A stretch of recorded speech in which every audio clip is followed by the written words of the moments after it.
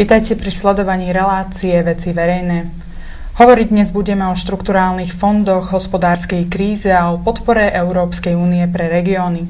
Mojimi dnešnými hostiami sú bývalý europoslanec Ján Hudacký. Dobrý deň. Dobrý deň, prajem. A bývalý eurokomisár a terajší predseda KDH, pán Ján Figel. Dobrý Vítajte. Deň, ďakujem. Takže začníme hneď zo strapáni. Obidvaja ste pôsobili v európskej politike, obidvaja ste sa venovali troška inej oblasti. Skúste našim divákom priblížiť vaše konkrétne pôsobiská a čomu ste sa venovali. Začneme možno pánom Hudackým. Tak ako predpokladám, naši diváci vedia, ja som bol poslancom Európskeho parlamentu, jeden zo 14 v Európskom parlamente. A aj v súvislosti s mojím backgroundom, s tým, čo som sa učil, čo som v živote robil, som bol vo výbore pre priemysel, výskum a energetiku a ten druhý náhradný výbor ekonomiku a menové veci. Čiže bol som blízko vlastne k ekonomike Európy, jednotlivých členských krajín, ale aj regiónov. Boli ste členom výboru pre priemysel, výskum a energetiku. Čo to presne znamená, akú prácu to zahrňalo? V každom prípade bola to systémová legislatívna práca preto, aby jednoducho Európska únia, jej jednotlivé členské štáty boli čo najviac konkurencieschopné, aby podnikateľské subjekty na tom globálnom trhu vedeli súťažiť a boli úspešné. To samozrejme predpokladá potom dobrú implementáciu tejto európskej legislatívy v členských krajinách, ale teda aj do jednotlivých regiónov, tak aby tie podnikateľské subjekty a tá ekonomika bola konkurenciaschopná teda na tej regionálnej úrovni, národnej, ale aj európskej a teda aj svetovej, pretože hovoríme o globálnej ekonomike. Pán Figel, vy ste boli eurokomisár pre vzdelávanie, kultúru, myslím, že neskôr to bola aj viacjazyčnosť. Skúste povedať, čo bolo vašou náplňou práce, čomu ste sa konkrétne venovali. Ja som začínal v Prodiho komisii, v tej, ktorá pripravila a zrealizovala rozšírenie. Tam to bola agenda podnikania a informačnej spoločnosti, aj keď len pol roka. A následne som sa stal členom Barrosovej komisie, kde som sa zaujímal a staral o spoločnú agendu v oblasti vzdelávania, odbornej prípravy mládeže, kultúry, športu, občianskej spoločnosti a na úvod vyše 2 roky aj viacjazyčnosti. Je to nemateriálna agenda, ktorá môže znieť ako nie veľmi rozhodujúca, ale môžem povedať aj z vlastnej skúsenosti, ale aj celkového vývoja, že sa stáva rozhodujúcou pre budúcnosť Európy z hľadiska jednotlivcov, ale aj národov, lebo kto je vzdelaný, je pripravený aj na výzvy ekonomické, aj sociálne, aj politické, kultúrne vo svete, ktorý je stále globálnejší, komplexnejší, konkurencieschopnejší.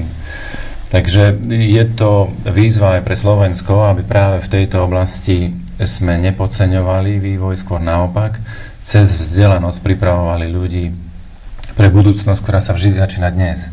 To, čo prichádza zajtra, je dnes pripravované. A tí napríklad, ktorí chcú výjsť z krízy, ktorá tu je a je citlivá, boľavá, dopadá na regióny, na mestá, obce, na rodiny, rýchlejšie a ľahšie, tým by som nielen odporúčal, ale veľmi rád napomáhal, aby sme si uvedomovali, že vzdelanie prináša odpovede. Pretože napríklad, keď zoberieme niektoré odvetvia priemyslu, oni sa už nevrátia do tej istej polohy. Už sa nebude dať len robiť to, čo sme robili, už z hľadiska automobilovej produkcie alebo iných odvetví. Musí tam byť prínos inovačný, ktorý zaručí vyššiu konkurencieschopnosť, nové technológie, menšiu záťaž na energetiku, menšiu záťaž na životné prostredie. A to všetko je o kvalifikácii, o kvalifikovaných ľuďoch, ktorí vedia nielen vylepšiť výrobok, ale ho aj kvalitne vyrábať a už rozmýšľať nad tým, čo potom. Takže vzdelanosť sa stáva rozhodujúcou výbavou pre dnešný svet a ja by som bol veľmi rád, aby sa na Slovensku darilo aj dostupnosti vo vzdelaní, aby sa dalo dostať ku vzdelaniu celoživotne, nielen raz v živote, a ku kvalitnému vzdelaniu. Toto je možno v skratke povedané, o čom to bolo alebo malo by byť. Spomínali ste vzdelanie, spomínali ste aj krízu. Môže byť možno vzdelanie alebo posun Slovenskej republiky v tejto oblasti nejakou cestičkou východzov z tej krízy súčasnej? Jednou z východisk. Povedal by som, nenahradí všetko, ale bez vzdelania sa tie odpovede nedajú nájsť. Lebo keď nebudeme mať kvalifikovanú pracovnú silu, a ak nebudeme vedieť riešiť výzvu pre inovácie, pre vedu, výskum, tak si už či firmy, či celé sektorové nejaké zámery nájdu iných partnerov, ktorí do toho investujú. Takou základnou odpoveďou, ktorá tiež nie je jedinou, ale rozhodujúcou, je napríklad aj boj s korupciou. Lebo tam, kde sa kradne, sa kríza nerieši. Tam sa prehlbuje. A to platí o rodine, to platí o obci a meste, to platí o regióne, o štáte. Korupcia je rakovina organizmu, spoločenstva. A nedá sa riešiť kríza, ak kradnutie alebo klientelizmus je čosi normálne, nie výnimočné. A to hovorím ako ďalší faktor. No a po tretie, kríza naozaj potrebuje podporiť prostredie tak, aby bolo motiváciou pre podnikanie, pre zamestnávanie, pre zamestnanie sa, nie pre nejaké špekulácie, pre únik od problému, pre odchod zo Slovenska, pre čosi hmlisté alebo šedú ekonomiku, ale naopak, aby sa oplatilo podnikať, zamestnať, investovať. No a to je isté spektrum opatrení, ktoré ak naša vláda, krajina a regióny, samosprávy budú prijímať, budú vytvárať, tak si myslím, že vyjdeme z krízy aj rýchlejšie, aj ľahšie a budeme silnejší pre budúcnosť. Lebo do budúcnosti sa nedá povedať, že už krízy neprídu, že toto je posledná. Krízy boli aj budú, ale z krízy sa dá výjsť posilnený, alebo sa dá smerovať do ešte hĺbšej. A o to ide vlastne pri týchto nielen diskuziách, ale rozhodovaniach. Obidvaja ste východniari, obidvaja ste pôsobili v európskych štruktúrách. Ako by ste možno zhodnotili podporu Európy tuto v regióne východného Slovenska? Môžeme spomenúť tie fondy, z ktorých by sa dali čerpať peniaze. Ako to vy vnímate, to čerpanie, ktoré prebieha? Je dostatočné, alebo... Tak Slovensko, už aj pán Figel tu povedal, že jednoducho už asi ťažko sa dostane k takejto podpore zo strany Európskej únie ako teraz. Teda mám na mysli štrukturálne fondy, ktoré tu boli za roky 2004 až 2006 a ktoré sú tu teraz ešte ďalej na roky 2007 až 2013. Na Slovensko prakticky príde viac ako 11 miliárd eur za to 7-ročné obdobie a je iba na nás, ako využijeme tieto fondy, aby sme mohli lepšie postaviť, alebo ekonomiku lepšie postaviť na vlastné nohy, aby sme vedeli čeliť kríze. Bohužiaľ, to čerpanie, tá súčasná situácia, stav implementácie nie je vôbec dobrý. Cirka 1% čerpanie zdrojov z európskych štrukturálnych fondov je veľmi nízke a pritom vieme, že Slovensko toho potrebuje oveľa viac. Mám na mysli technickú infraštruktúru napríklad, diaľnice, cesty. Tu potrebujeme čo najrýchlejšie vlastne dostať tieto zdroje, aby sme mohli postupne postaviť na nohy aj ten podnikateľský sektor, aby sme mohli prijímať investície. Pretože vlastne bez takéto základnej infraštruktúry, ako sú cesty, ako je tá environmentálna infraštruktúra, kanalizácia a podobne, energie, bez toho tu tých investorov nedostaneme. A takisto nebudeme stimulovať ani domácich podnikateľov.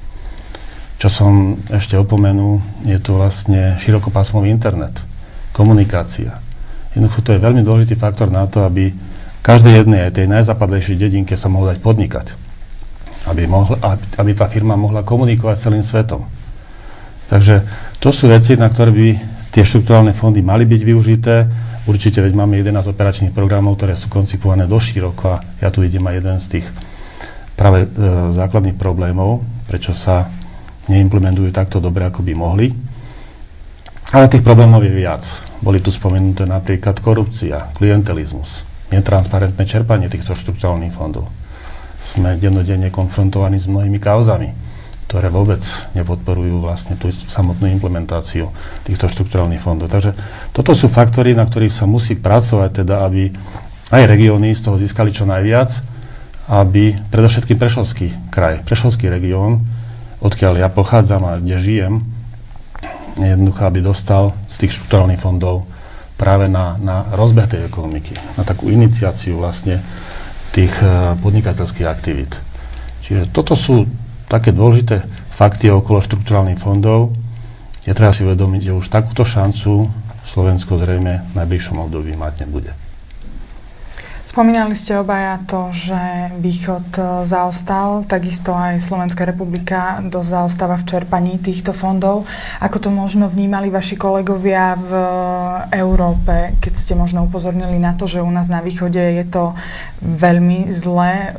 Viete vôbec povedať, ako to vnímali vaši kolegovia? Tak štrukturálne fondy sa v podstate poskytujú všetkým členským krajinám a každá krajina má svoje problémy, má regióny, ktoré sú zaostalejšie, ktoré sú vyspelejšie.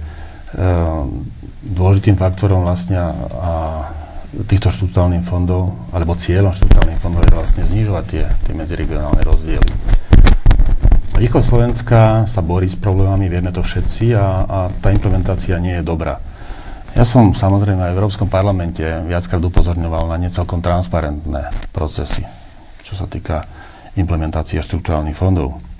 Určite Európska komisia, ktorá má na starosti a ktorá vlastne kontroluje implementáciu týchto štrukturálnych fondov, dohliada na tento proces a vieme dobre, že už prichádza s konkrétnymi riešeniami, respektíve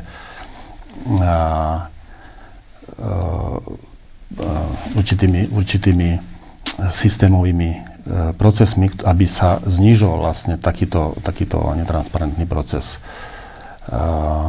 Ja som poukazoval napríklad aj s komisárkou Hübnerovou, ktorá bola komisárkou pre regionálny rozvoj, na to, že nie je dobre rozdeľovať obce na malé, veľké, aby jednoducho malé obce nemali šancu čerpať zdroje zo štrukturálnych fondov. Budúci rok bude komisia prehodnocovať tieto štrukturálne fondy a ja verím, že vlastne príde k tomu riešeniu, aby aj malé obce mali možnosť a prístupu teda k štrukturálnym fondom. Takže toto sú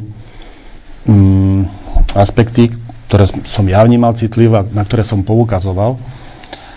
Uvidíme, ako sa situácia vyvinie, ale v každom prípade ja tento proces budem sledovať a budem reagovať. Hovorili ste o tých malých obciach. Je momentálne vôbec nejaká šanca, že dokážu čerpať peniaze pre tieto malé obce? Alebo dá sa to vôbec nejako vyriešiť, tento problém?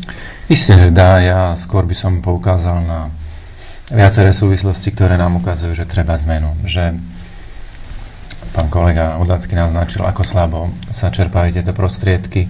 Poďalšie, ako rezonuje korupcia alebo klientelizmus v spätosti alebo v spojitosti s eurofondami a bolo by zlé, ak by to bolo ako keby synonymum, že tam, kde sú fondy, tam niečo nie je v poriadku. To, ako sa zväčšujú regionálne rozdiely.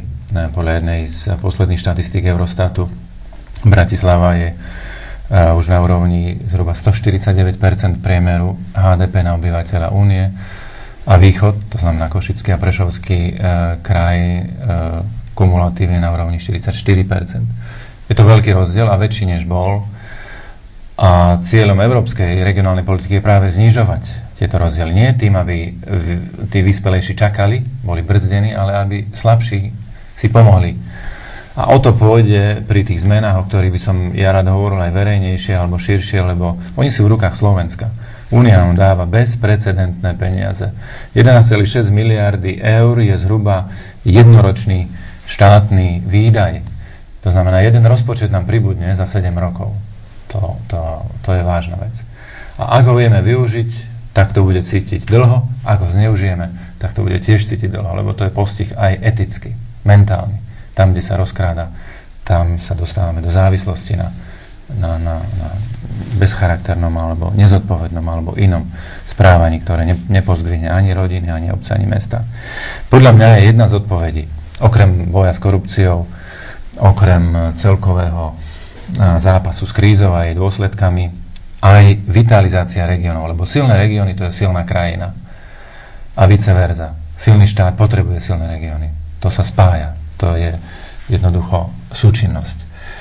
Jednou z odpovedí, čo sa snažím možno už dlhšie uviesť, je decentralizácia regionálnej správy alebo správy štrukturálnych fondov v oblasti regionálnej politiky.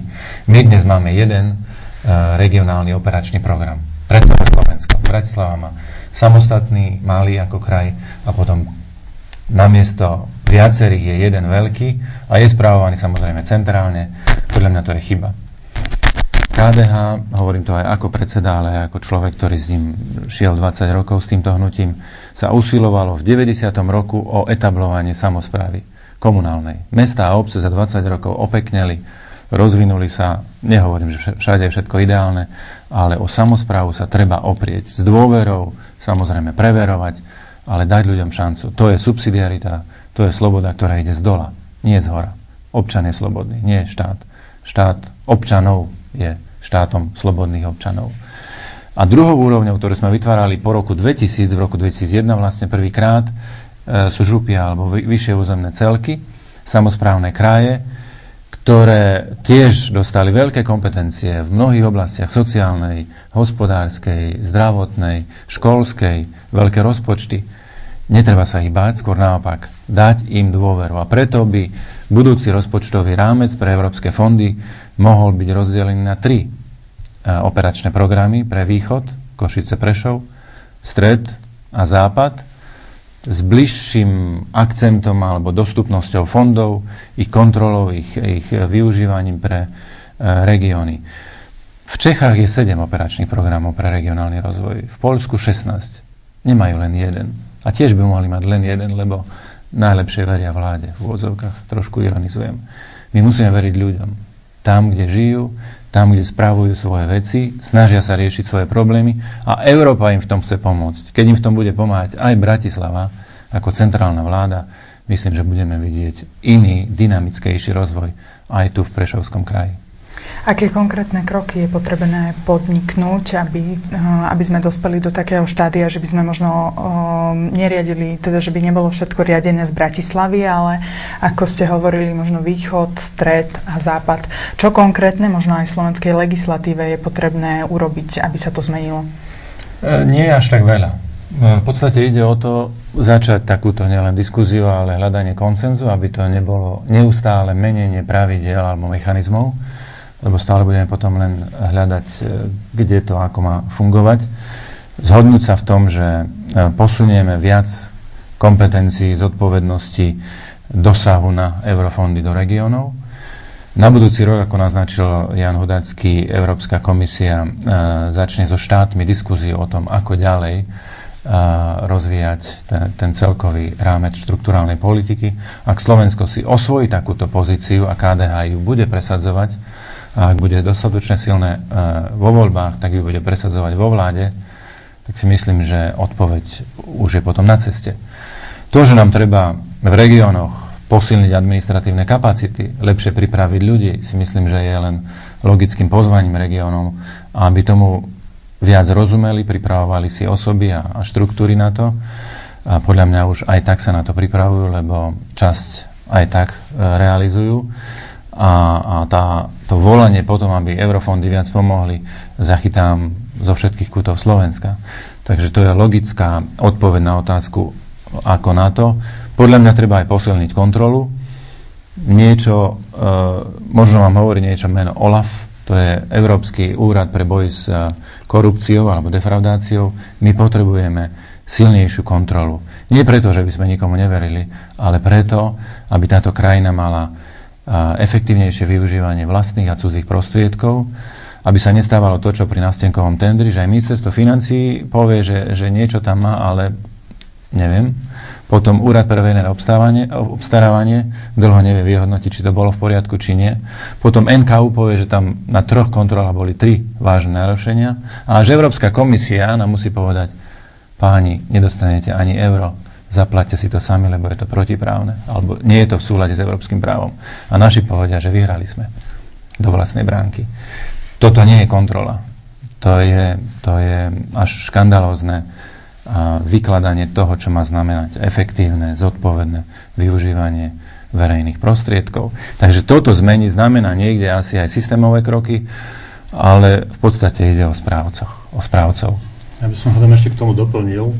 Tak ako všetci voláme potom, aby tieto štruktúrne fondy boli teda rozdeľované na európskej úrovni, ja súhlasím s tým, že je treba posilniť aj tie kapacity, administratívne kapacity, ale tu je dosť ľudí. Máme množstvo absolventov, ktorí vyštudovali v Bratislave, sú jazykovo nadaní, sú jednoducho pripravení na to, aby mohli prijať takúto výzvu a ísť do regiónu a vlastne participovať na týchto procesoch.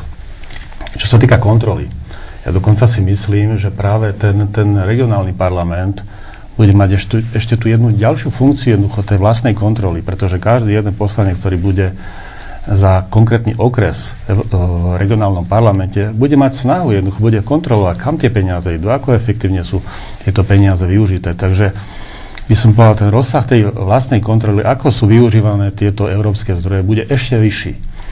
Určite je treba prísť nejakým systémom, treba prísť so systémom, aby tie vúcky implementovali viac opatrení v rámci regionálneho operačného programu, viem si to predstaviť.